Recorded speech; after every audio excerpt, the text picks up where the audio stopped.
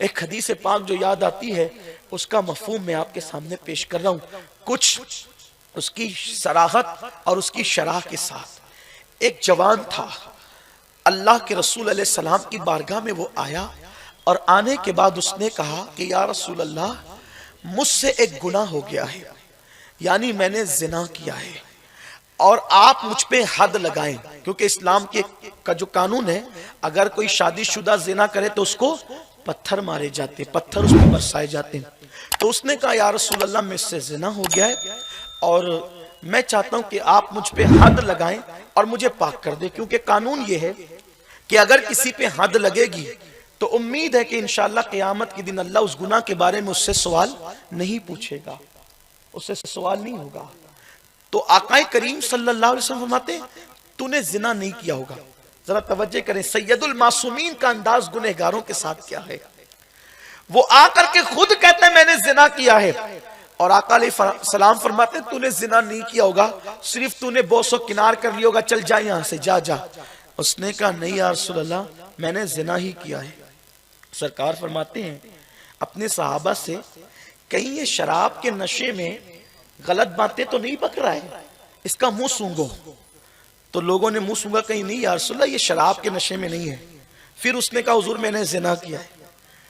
آقا فرماتے ہیں کہ اس پہ پاگل پن کا دورہ تو نہیں پڑتا ہے، کہ یہ پاگل پن کے دورے کی وجہ سے یہ اپنے آپ کو زانی کہہ رہا ہے۔ دیکھو سید المعصومین جس کی نظر سے خدا کی ذات نہ چھپی، وہ گنہگاروں کے ساتھ کیسے حسن زن کی دعوت دے رہے ہیں۔ وہ اقرار کیے جا رہے ہیں کہ میں نے زنا کیا ہے، اور حضور اس پر پردے پہ پردے ڈالتے جا رہے ہیں۔ جب 4 بار اس نے اقرار کر لیا تو پھر میرے رسول کا 5واں فرمان یہ تھا، اے اللہ کے بندے، ٹھیک ہے تو نے زنا کر لیا تھا، لیکن اللہ نے چھپا دیا تھا تو چھپا رہنے دیتا، تو نے بولا کیوں؟ تجھے بولنا نہیں چاہیے تھا۔ اس کا مطلب یہ ہے کہ اگر گناہ ہو جائے اور اللہ پردہ ڈال دے تو توبہ کر لینا چاہیے، چپ چاپ بتانا نہیں چاہیے۔ یہاں تو حال یہ کہ دوستوں میں شیئر کرتے ہیں کہ میں نے یہ کیا، میں نے یہ کیا، استغفر اللہ۔ گناہ کا اعلان بھی گناہ ہے، گناہ کا اظہار بھی گناہ ہے۔ کچھ ایسے بھی پارسا لوگ میرے سماج میں رہتے ہیں جو کہتے ہیں آج فجر کی نماز مجھ سے چھوٹ گئی۔ ارے چھوٹ گئی تھی تو پڑھ لیتا تھا، اعلان کر کے اس کو آپ نے دوبالا کیوں کر دیا؟ گناہ کا اعلان بھی گناہ ہے۔ آپ یہ سمجھ کر کے لوگوں کو کہتے ہیں کہ میں فجر کا عادی ہوں اور آج چھوٹ گئی ہے، ایسا نہیں ہے۔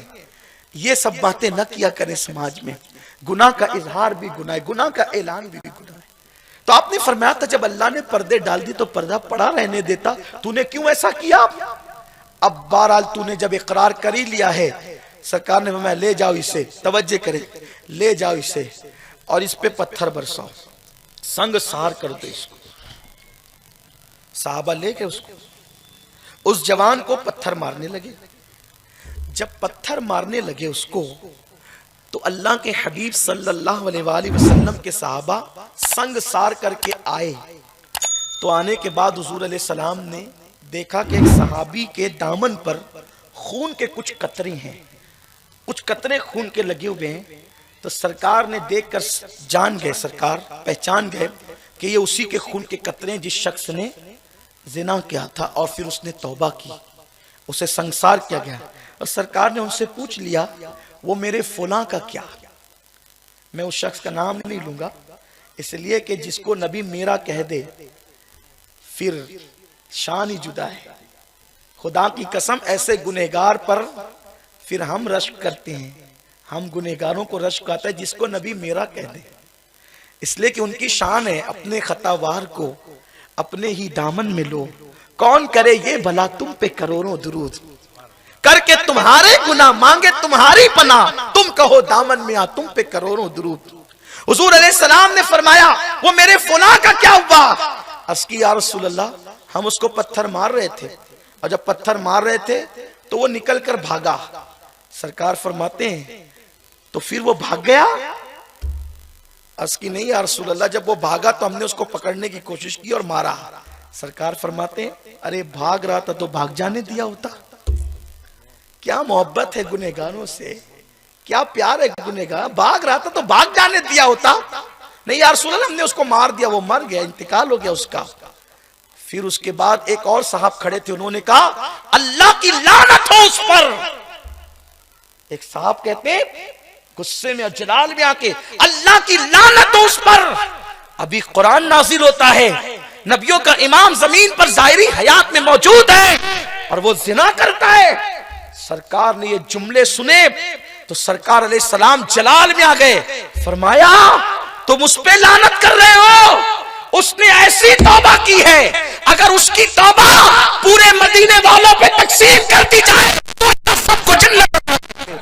تم اس پہ لعنت کرتے ہو، تم اس پہ لعنت کرتے ہو. دیکھو حضور علیہ السلام نے گناہ نہ دیکھا، حضور نے توبہ کا، توبہ کی کیا بات ہے، کہا اس نے وہ توبہ کی ہے. اگر اس کی توبہ تقسیم ہو جائے، اس کی توبہ تقسیم کر دی جائے مدینے والوں پر، تو اللہ تبارک و تعالی ان سب کو جنت عطا فرما دے. یہ ہے توبہ. آئیے ہم سب بھی پکا ارادہ کریں، پکا عہد کریں. سرکار غوث پاک کی محفل میں آئے ہیں اور میرے غوث نے تو فرمایا جو میرے ہیں میں ان کو بغیر توبہ کے مرنے نہیں دیتا. سرکار غوث پاک فرماتے جو میرے ہیں میں ان کو بغیر توبہ کے مرنے نہیں دیتا. اور خدا کی قسم غوث پاک کا ماننے والا بغیر توبہ کے مر بھی کیسے سکتا ہے؟ اور اگر مرتے ہوئے بھی توبہ کی توفیق نہ ہوئی تو ساری زندگی کہتا رہا میں غوث پاک کا ہوں، میں غوث پاک کا ہوں. غوث پاک کا ہوتا تو توبہ کی توفیق ملتی، لیکن اگر توبہ کی توفیق نہیں تو کیا معاذ اللہ یہ کہ غوث پاک سے اس کا تعلق نہ تھا، اور پھر ان لوگوں کا تعلق غوث پاک سے کیا ہو سکتا ہے؟ اللہ اکبر. جن لوگوں کو نماز کے لیے ٹائم نہیں، جو مسجد کے زینے پہ بیٹھ کر کے اذان سے پہلے اٹھ کر کے نکل جاتے ہیں، چلو اذان ہوگی تو نمازی آئیں گے. غوث پاک کے نزدیک تو بے نمازی ہو کر انسان اپنا ایمان ثابت نہیں کر سکتا. وہ اپنی نسبتیں غوث پاک سے کیا ثابت کر سکتا ہے؟ میرے پیارے آقا صلی اللہ علیہ وسلم کے پیارے دیوانوں، سچی توبہ کی طرف آؤ.